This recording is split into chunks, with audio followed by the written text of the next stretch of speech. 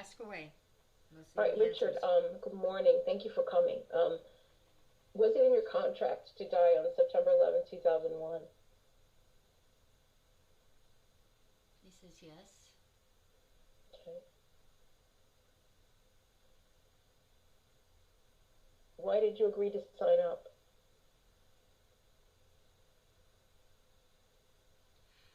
He's saying a gift to humanity. Okay.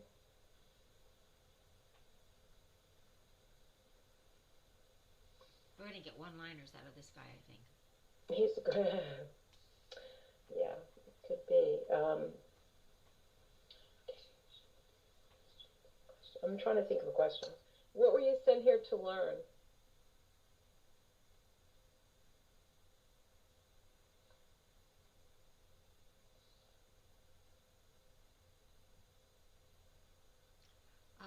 He said, I was not sent here to learn anything. I was sent here. He doesn't say sent. He says, I came. I came here for the good of all mankind. He's almost gives me the sense he's offended with the word sent because he wants us to know that this was his soul's decision to participate in this event for the greater good.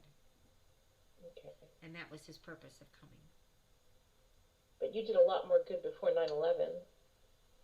Yes, he says, yes.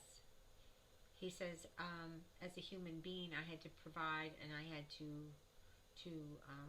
live in society according to society's rules. I did that at I did that with the best of my ability for myself and those around me and those I was responsible for. So I'm getting the sense that maybe he had a family. I don't have that down here, so I'm I a don't little know. incomplete on these notes. Okay, I don't know if he had. If he, I'm getting a sense of family, but I don't know if it was like his family, siblings, brothers and sisters, or if he had children and a wife. Right, or like if he was taking care of his mom or dad or whatever. Yeah. Yeah, but Okay. I'm getting that family feeling. Hmm. How old was he? He was 40. Okay, I was getting 43, so Hmm. um, maybe the three is he felt responsible for three other human lives that he was But providing for. now Richard is a little on the um, stocky side. I don't know how tall he was. Well, maybe that's the first one I saw because the one I saw was not real tall but stocky. Right. So maybe that's who I was seeing. Hmm.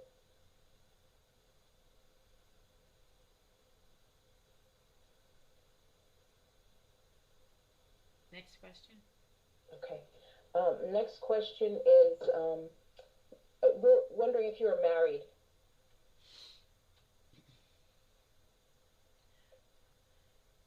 Not getting the feeling he was married. Yeah, me either, and I'm not saying it either. Okay. Any children?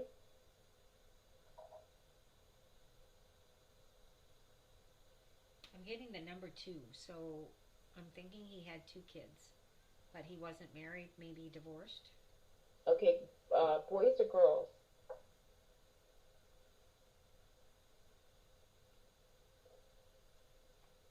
It's either one of each or it's two boys.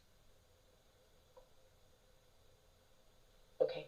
And you were with the fire department. What engine company were you with, or what ladder company? Is there a 12? Because that's the first number he gave me. Okay, there is a 12.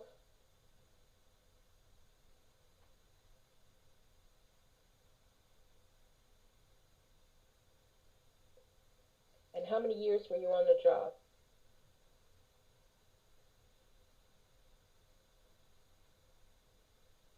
I'm getting a 19. Okay. Richard used to say he loved the job. He said, "I love the job." The job, the job. The job, yeah, Yeah. like that. Okay. Let's see. Do you have a job or a what do you like to do, or what are you doing on the other side?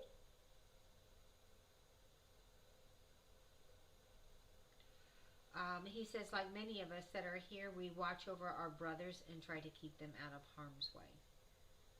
Okay.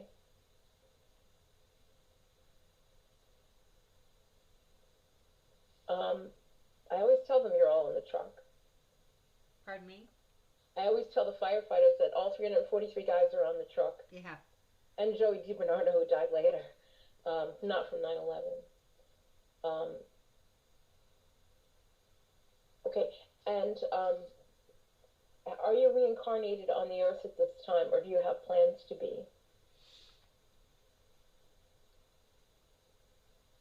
He's in the Middle East, so yes.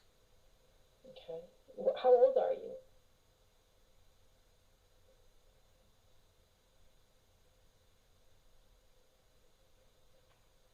I think he says 11. Okay, boy or girl? Boy. That's what I'm getting to, boy. Okay. Are you living any other kind of life simultaneously, either on Earth or somewhere else?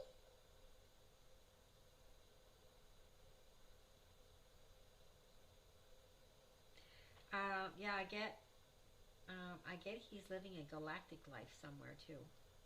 Okay. Can you tell us anything Because about that?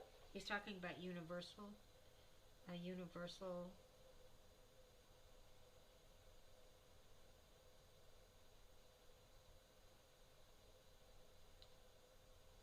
Um, I'm asking him where he is. Mm-hmm.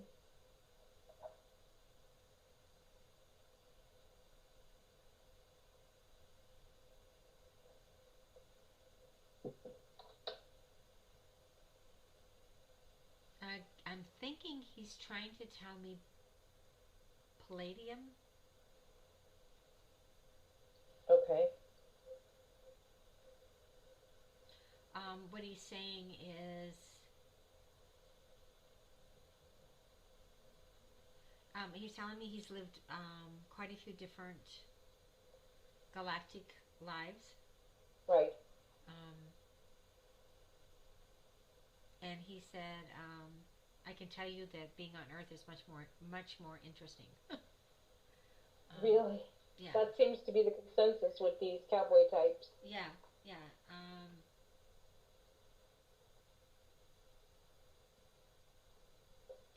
He's saying, but it is a nice break from the emotions of being a human. Okay. It's very. He's telling me it's extremely calm life. He's saying everything is provided for you. There is no need to work here. So you don't get headaches because of taxes. Correct. Okay. They don't use. His answer to that was, we don't use money. He said Right. Earth is the only one that uses money. Right. He says that is what is going to be changed. I still think about when Eddie Diatri told us that in the newer, we'll make sure that no one suffers. You know, that just keeps coming back to my mind. So, Yeah, yeah. this is what um, the point that he's trying to make. He's trying to make the point that everything is provided. Everybody helps everybody. Everybody takes care of everybody. There's he's saying there is no taxes or levies put on us. Right. He said we get back what we put into it. If you're going to be, he's using the word slacker. If you're going to be a slacker, you're going to have less. Mm-hmm. On these galactic worlds, you mean? Where he is now. Right. Okay. And is there anything more about that world you can tell us?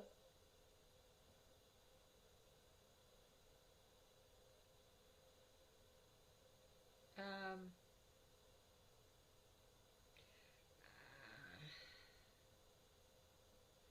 it's almost like if he were to walk outside, that all you would see was like dark skies around him.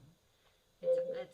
I'm not getting the feeling, unless he's on a ship or something. I'm not getting the feeling that that they have terrain around them like we have terrain around us. Right. So I'm getting. He might be traveling though. He's telling me. I think he's on a ship that travels around somehow or another. That's the sense I'm getting. That they're not on land. That they could be, but they're not. Are you on the Starship Enterprise? He laughed. Right. He said he wants to talk about the Middle East. Go ahead.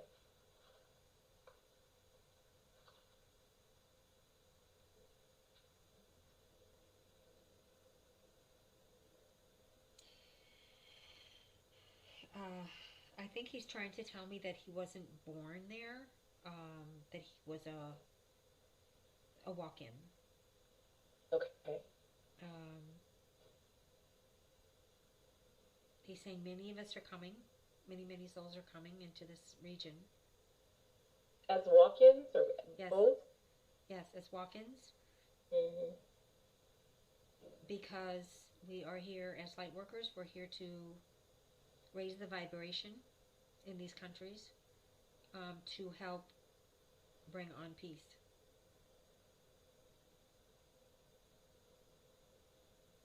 It's like, he's using the word, it's a volunteer mission, but he's reminding me that this has been coming forward in a lot of my readings. Right. And that's what he's saying. He says Linda knows what I'm talking about because she's been hearing about this recently, but it's part of what you people call the ascension. It's bringing enlightenment to the earth. That's what ascension is. It's not a separate earth. It's bringing enlightenment of love to the earth to end all of these ridiculous battles over religion that truly has no bearing on end of life. Okay. So much for the one-liners. Chatty. As soon as I said, I think it's going to be one-liners, he said, well, just hold on to your seat. We'll see. I'm not ready yet. Just talk about what I want to talk about, and here I go, or what I'm here to talk about. What do you think about ISIS? Like, what is it? What's the purpose? He says there's no purpose whatsoever. He says it's an ideology that has been ground into these children since they were kindergarten age. What they do, they believe in.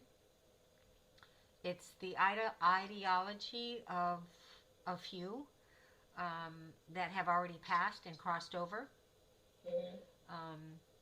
But what they fight for is true love in their heart, and that's why they are so fierce at what they were doing, because it was indoctrinated into them. You mean the true love of their ideology or religion? Yes. The ideology that was grounded into them, that everybody other than themselves are on the wrong path, and so they must either join the path or they must perish. And this is what they were taught. He said there are rogue, he's calling them rogue, there are rogue outbreaks. He's talking about the Boca something or another, Boca Rome or Boca Ram, African nation, he's saying. Those are renegade tribes that are just strictly killing and mutilating and murdering just for the fun of it. They don't truly have an ideology. I see. Do they say they're connected to ISIS, or is that different? He says they have grand expectations to be like them, but they are not them, and they will never be accepted by ISIS. Because they don't have the purity of purpose. Correct. Okay. Because ISIS is doing things that, you would think in this day and age, the crucifixions and beheadings and all that, we wouldn't have to deal with this kind of thing anymore, but we do. We do. Because of a few. He said that is what's so sad about the whole thing, is that it was only a few that created the monster. And those few who have already passed, what is their reaction to what they created? The beginners of the ideology. He says what they look back and they see what their life contract was, and they lived out their life contract, and they're proud that they lived out their life contract, because all of this has a purpose. Even though we don't understand that purpose, the humans don't understand that purpose, it all is purposeful.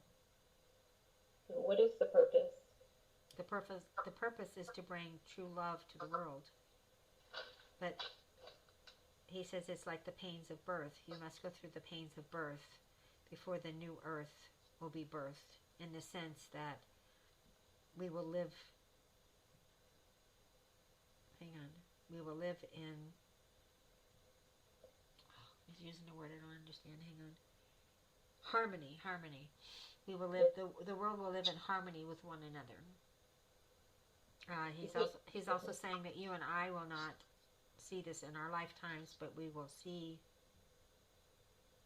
how our works as in what we do now affected the change on Gaia. Will our children see it?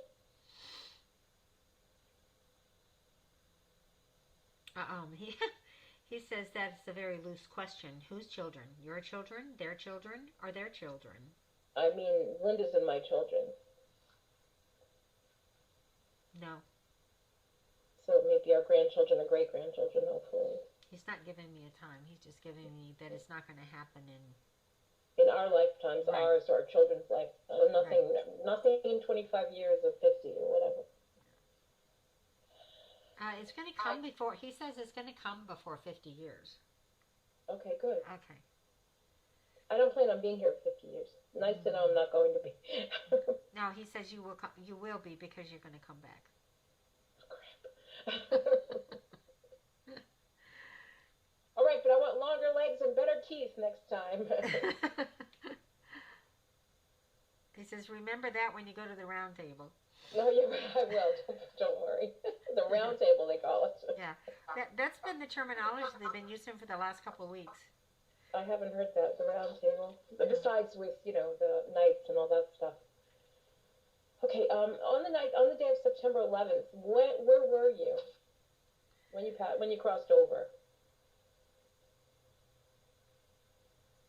I'm getting, he was either in or around the North Tower. Which tower? North. Okay.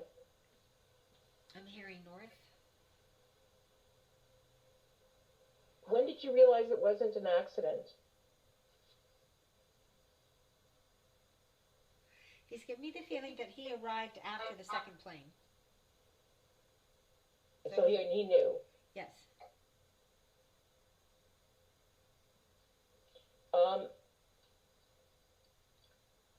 And did you cross over immediately? I mean, yeah. Like, did you go across over? When you crossed over, did you go through the veil immediately?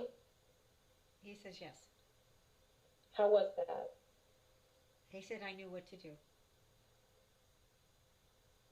So you're a fairly evolved soul? Yes. Yeah, I feel I'm offended by the word fairly. Yeah, he's saying yes, he is. He's evolved. Mm-hmm. He's saying he knew. He's telling me I've done this many times before. many. Yes, he wasn't at a loss. He knew exactly what he needed to do, or what would happen, and where he would go. And who did you see first when you got over there? He's telling me there was no hoopla on my arrival. He's making me feel like there were no family members waiting for him. He goes, that is for those who either, let's see if he makes sense of this to me. He said when family members show up quite often, it's because it's expected from the soul that's coming in. He says the soul decides what type of, if he says, for sake of human words, what type of welcoming committee will be there? If you cross over, if prior to crossing over, if you hear and you believe that your loved ones who've gone before you will be there, they will be there. He says, that wasn't necessary for me. Mm. Okay. He said, I crossed over and immediately went back to work. Gee, not even a vacation. Nope. He says he crossed over and went right back to work. In other words, I don't even think he had to go through any type of healing process that we hear about. No healing, no spirit baths or saunas or whatever. Yeah. Right. It's like he was, I'm getting a really strong, confident feeling that his body stopped life and he immediately went in and okay, what's next? That kind of a feeling. Yeah, I agree with you. I feel that. Yeah. It makes me sad though, in a way. I feel sad about that. I don't know why, but he said, please don't feel sad for me because my soul does great works. I have no doubt of that. Yeah, he says, my soul does great works not only for humanity on Earth, but throughout our solar system. So he's a busy little soul. No, yep. He said, don't use the word little. I know. He says, I'm a big soul. He says, I'm a big soul. Yes, dear. Yes. No matter how tall you are. Yeah, he's a big soul. He says not in size, but in greatness. So was it you, the rather shorter, stocky fellow that Linda saw at the beginning? He goes, yes. Okay.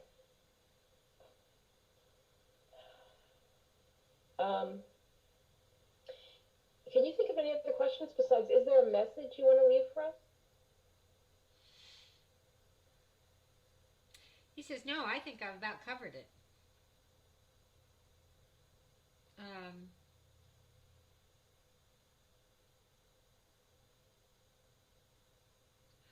He's telling me that there is going to be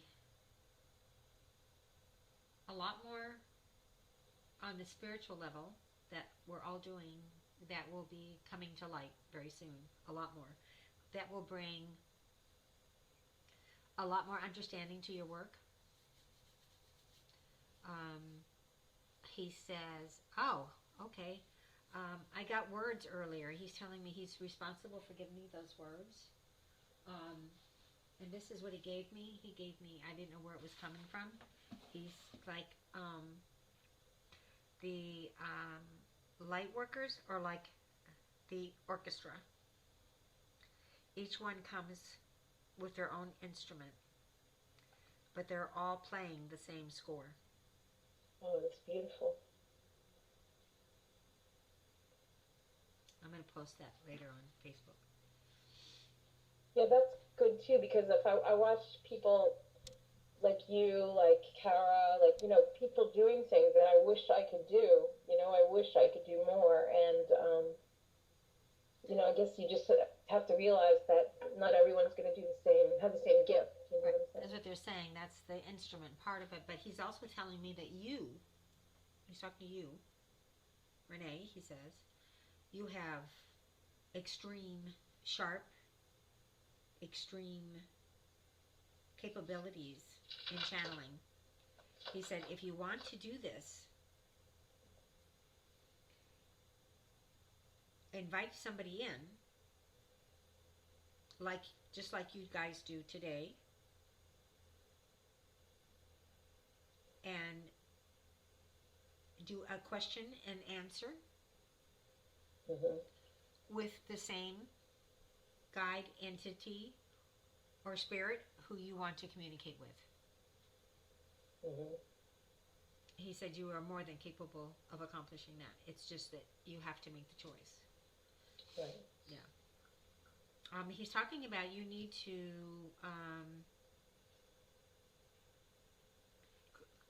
Very interesting. He's talking about what you're going through right now. He goes, just create yourself distractions that will help you through. Make those distractions beneficial for others. He's saying, like your art for instance, like your art. So just find your distractions and use them. He said, but you can do the same thing that you see um, these other workers doing. Mm. I said, you all can. All of the light workers can. What about those orb videos? Like I don't see the orbs in here. I mean, no, sometimes I do. I'll see like a little flick of light, like, I don't know. I'm thinking of Tinkerbell, but I mean, I think Yeah. it's more like Nikki or Michael or Eric or something. But would we see the videos, those orbs in our videos, like others do, like here in my house or at Linda's house, or? He says, as long as you invite them in, they will show up. Okay. And are these people seeing them with their eyes or just on the video? He says, right now, most people are seeing them through the lens of the camera, he's calling it. He Mm-hmm. says, but before long, you'll be able to see them with your naked eye.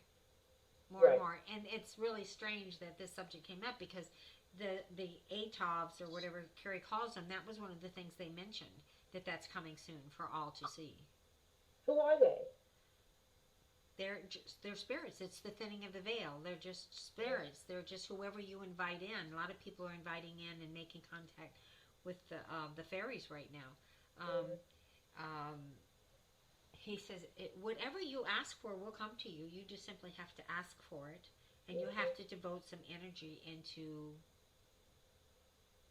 what's the word he's using, to cultivate it. Right. Yeah.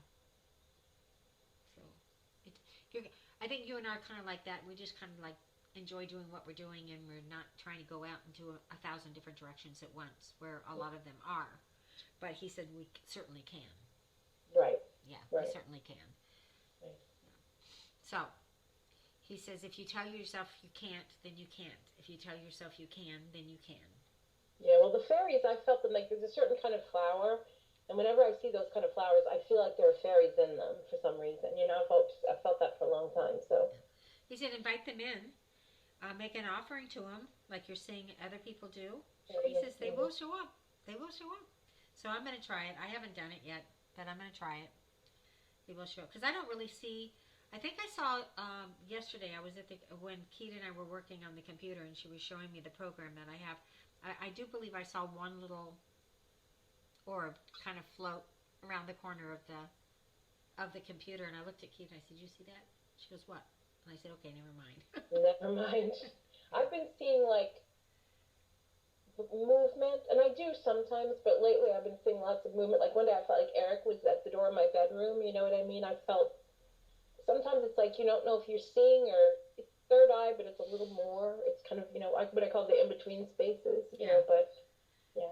Well, that's like my shadow person shows up more Mm-hmm. recently, and I don't always see that. I feel it, or I'll feel like a shadow crossing the wall. He actually pushes a shadow out, so I'll see that, and it'll happen just really quick. By the time I try to focus on it, it's gone. But I know it's there because I saw it. I saw it in my peripheral vision. Right. Or I saw a sudden dim in the room, and then it lights back up again. So I know that's what it is. Mm-hmm. Okay. Thank you, Richard. Is there anything else you want to say?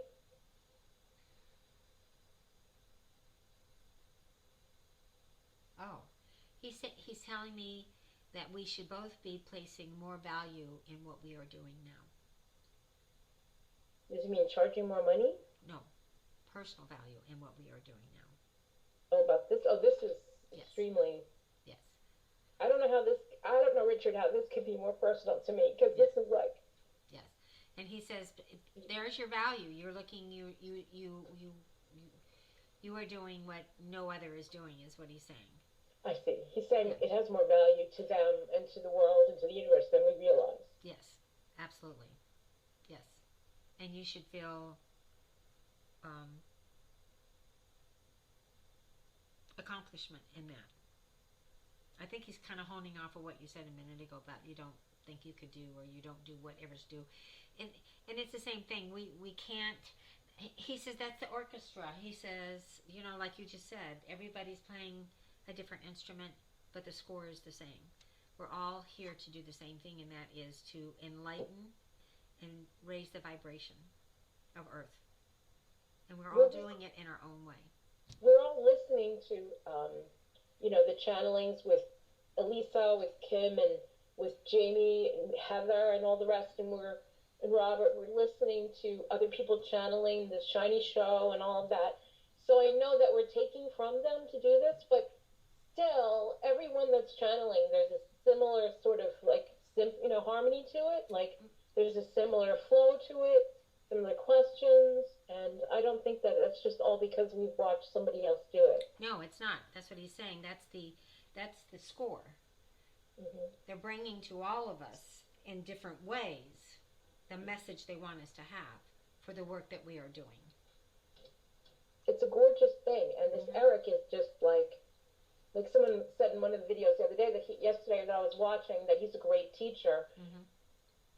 What he is doing, and he and his mother are doing on this planet is just like mind blowing. Yes. Really, because this channeling Eric movement is, It's growing and growing in leaps and bounds. It's all over the world now. yes, Yeah. Just like our work's all over the world. So he's saying, he says, to put it in earthly terms, it was all in the cards. It was all in the contracts, even Eric's death, for these purposes. So, and and I know he's bringing on more people, more workers that now he's like the supervisor, and he's got other people working with other people. Like Robin Williams is out there in everybody's face right now. Just like Eric is. And you said him, and I felt him like behind you, kind of near that closet door by your bathroom, yeah, with his red nose on. yeah, and He was at the office the other day, and he was giving me a big smile because Doc and I started getting along better, and he gave me a big thumbs up. yeah. So it's not going to be just him; it's going to be others. Yeah. Okay, Richard, thank you so much.